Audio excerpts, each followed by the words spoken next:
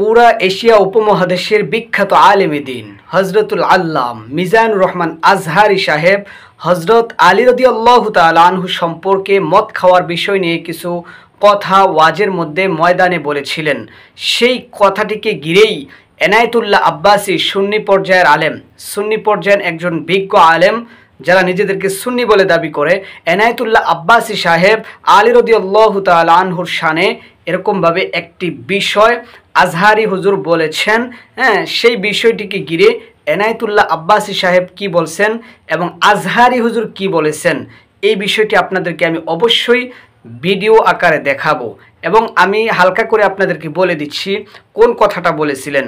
হযরতে আলী রাদিয়াল্লাহু তাআলা আনহু আল্লাহ রাসূল সাল্লাল্লাহু আলাইহি ওয়াসাল্লামের প্রিয় একজন বিজ্ঞ সাহাবী, যার ভিতরে এলেমে ভরপুর ছিল। বলা হয়েছে আলী রাদিয়াল্লাহু তাআলা আনহু হলো এলেমের শহর। এলেমের একটা শহর থাকে, ওই এলেমের দরজা হলো হযরতে আলী রাদিয়াল্লাহু তাআলা আনহু। আলী রাদিয়াল্লাহু তাআলা আনহু ইসলামের শুরু জগতে মদ খাওয়া হালাল ছিল, ওই সময়তে তিনি মদ খেয়ে নামাজ পড়াচ্ছিলেন।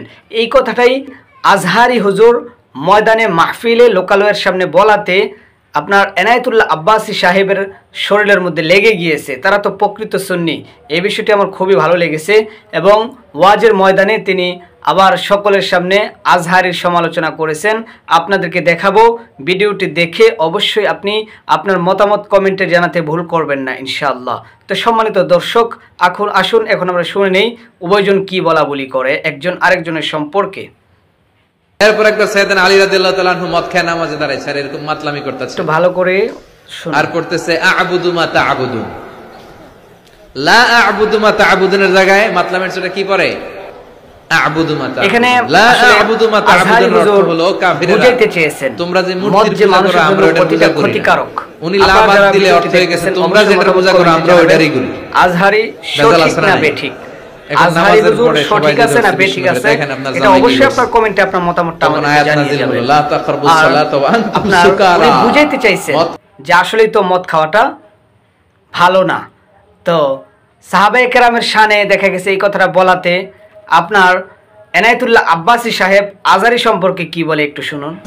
সে আলীকে নিয়ে মন্তব্য, হযরত আলী নাকি মাতাল হয়ে তারপর মাগরিব নামাজে দাঁড়াইছেন। আমি তো বহু আগেই এই হাইব্রিড বক্তাগুলোরে কাফের ফতোয়া দিয়েছি।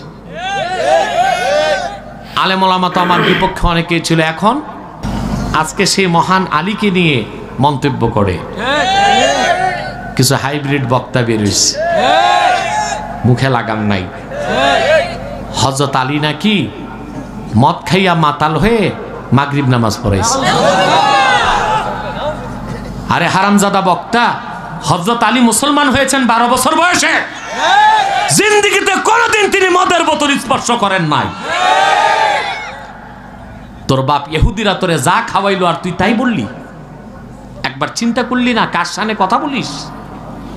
হযরত আলী 12 বছর বয়সে মুসলমান হয়েছেন আর ওনার জন্ম হয়েছে কাবার ভিতরে।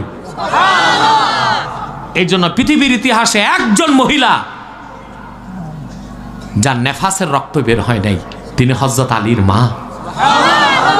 কারণ হযরত আলী জন্ম নিয়েছেন বাইতুল্লাহর ভিতরে, নেফাসের রক্ত বের হলে কাবা নাপাক হবে, আল্লাহ তা হইতে দেন নাই। সুবহানাল্লাহ, সুবহানাল্লাহ। তো সম্মানিত দর্শক, আপনাদেরকে একটি বিষয় আমি বলি, আজহারি হুজুর কিন্তু নবী প্রেমিক। ওনার সুন্নাহ এবং আদর্শ সব কিছু আল্লাহ রসুলের অনুগত্য এবং দেখা গেছে ইলমের দিক থেকেও অনেক পাওয়ারফুল। উনি যে কথাটি বলেছেন ওয়াজের মাহফিলে ময়দানে, এই কথাটা বলাতে এনায়েতুল্লাহ আব্বাসী সাহেবের গায়ের মধ্যে লেগে গেছে। আসলে এটা তো হাদিসে বর্ণিত হয়েছে বিধায় তো উনি কথাটা বলতে পারছেন এবং হাদিসটা সকলের সামনে এরকমভাবে ওপেন করতে পারছেন, বলতে পারছেন। উনি বলছে, উনি আপনার কুল ইয়া আইয়ুহাল কাফিরুন যখন সূরা শুরু করলো, লা আ'বুদু মা তা'বুদুনের মধ্যে ইনি একটু ভুল করে ফেলছেন, এজন্য অর্থটা একটু অন্যরকম হয়ে গেছে। বলা হয়েছে কাফেররা তোমরা যেরকম মূর্তি পূজা করো আমরাও তার মূর্তি পূজা করি। এখানে অর্থটা ভিন্নরূপ হয়ে গেছে, তোমরা যেটার মূর্তি পূজা করো আমরা সেটা পূজা করি না, এরকমটা বলা দরকার ছিল। আমরা একত্ববাদ আল্লাহ তাআলার আমরা অনুসরণ করি, আল্লাহ তাআলার হুকুমগুলো মানি। তো এই কথাটাই বুঝাইতে চেয়েছেন মদ খাওয়া হলো হারাম, মদ খেলে মাতাল হয়ে যে কোনো ক্ষতিকারক হয়ে যেতে পারে। আর আল্লাহ তাআলা এই জন্য ইসলামের শুরু জগতে মদ খাওয়া জায়েজ ছিল, হালাল ছিল। আস্তে আস্তে যখন আল্লাহ রাব্বুল আলামিন এটা নাজিল করা শুরু করলেন কোরআনের আয়াতের মাধ্যমে, যে তোমরা মদ খেয়ে নামাজের ধারে কাছেও যাইবা না, বিভিন্ন আমল এবং ইবাদতের কাছে যাইবা না, সম্পূর্ণরূপে আস্তে আস্তে মদ খাওয়াকে একদম হারাম করে দেওয়া হয়েছে, নিষেধ করে দেওয়া হয়েছে। এই কথাটাই উনি বুঝাইতে চেয়েছেন। আর এটাই আপনার এনায়েতুল্লাহ আব্বাসী সাহেব এই ভিডিওটাকে, এই কথাটাকে কেন্দ্র করেই উনি বললেন যে ভাইরাল বক্তা, হাইব্রিড বক্তা, হ্যাঁ, তারপরে কাফের ফতুয়া দেওয়া, আরও বিভিন্ন ভাষায় উনি এরকমভাবে উক্তি পেশ করেছেন আজহারির শানে। ওনার গায়ের মধ্যে, ওনারা তো সুন্নি, এই জন্য দেখা গেছে রসুলের আদর্শ, রসুলের সাহাবায়ে কেরামের ব্যাপারে দেখা গেছে হ্যাঁ তাদের গায়ের মধ্যে একটু লেগে গেছে। তো এটা আমাদের গায়ের মধ্যেও লাগবে। যদি আপনার কোনো সাহাবায়ে কেরামের ব্যাপারে কেউ যদি কোনো বিদ্বেষ রাখে, রসুলের ব্যাপারে কেউ যদি বিদ্বেষ তৈরি করে, সাথে সাথে তার ঈমান নষ্ট হয়ে যাবে, ঈমান চলে যাবে। তো এখানে দেখা গেছে আজহারি হুজুরের বিষয়টা হলো, আপনারা বুঝতেই পারছেন, উনি ওয়াজের মঞ্চে মদ খাওয়া মানে যে খারাপ, এটা বুঝাইতে গিয়ে একটু ব্যাখ্যা করে সুন্দরভাবে একটু কথাগুলো বলছেন। তো এনায়েতুল্লাহ আব্বাসীর গায়ের মধ্যে লেগে গেছে, আপনারা কথাগুলো শুনলেন। এই জন্য উনি যেভাবে পারছে সেইভাবেই আজহারি হুজুরকে গালিগালাজ করছে বা অকাট্য ভাষায় কথাগুলো বলছে।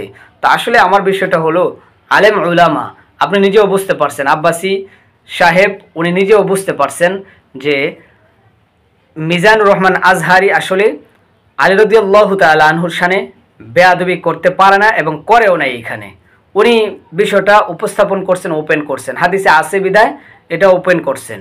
তো এটা বলা যাইতেই পারে, মানুষকে বোঝানোর স্বার্থে উনি যেভাবে পারছেন সেভাবে বুঝাচ্ছেন। আপনার গায়ের মধ্যে যদি লেগে থাকে, এনায়েতুল্লাহ আব্বাসী সাহেব হুজুর, আপনি একজন বিজ্ঞ আলেম, সুন্নি ঘরোয়ানার একজন বিজ্ঞ আপনি আলেম, আপনি এইভাবে ওপেনের মধ্যে না এসে আপনি ওনাকেও বুঝাইতে পারতেন, কল করতে পারতেন, বা আপনি এই পয়গাম ওনার কাছে পাঠাইতে পারতেন। তো দেখা গেছে আলেমদের ভিতরে আর দ্বন্দ্ব তৈরি হইতো না, কোনো খারাপি, কোনো মানে অন্যরকম একটা বিষয় তৈরি হইতো না। এক আলেম আরেক আলেমকে গালিগালাজ, কাফের ফতুয়া দেওয়া, বিভিন্ন বিষয় উনি তুলে ধরেছেন। সম্মানিত দর্শক, আপনার মতামত আপনি অবশ্যই কমেন্টে জানাবেন। আজহারি সাহেব ঠিক না বেঠিক, এনায়েতুল্লাহ আব্বাসী ঠিক না বেঠিক, এই বিষয়টি আপনার মূল্যবান কমেন্ট অবশ্যই আমাদের এই ভিডিওর নিচে আপনি কমেন্ট করবেন। আমরা দেখতে চাই কে কোন পর্যায়ের উপরে সাপোর্ট করতেছেন, আজহারি সাহেব ঠিক কথা বলেছেন না এনায়েতুল্লাহ আব্বাসী সাহেব ঠিক কথা বলেছেন। আমি উভয়জনকে সমর্থন করতেছি। এই জন্য এনায়েতুল্লাহ আব্বাসী সাহেব মানে ওনার উক্তিগুলো উনি পেশ করেছেন সকলের মাঝে, ওনার গায়ের মধ্যে খুবই কষ্ট লাগছে, উনি ভিডিওতেও বলছে, আপনারা শুনছেন।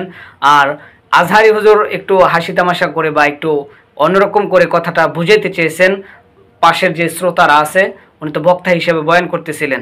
তারপরেও আমি বলতে চাই, আলেমদের শানে অর্থাৎ সাহাবায়ে কেরামের শানে, নবীদের শানে একটু সম্মান রেখে কথা বললে দেখা গেছে সুন্নি পর্যায়ের বা অন্যান্য পর্যায়ের লোকেরা এখানে সমালোচনার কোনো সুযোগ আর পাবে না।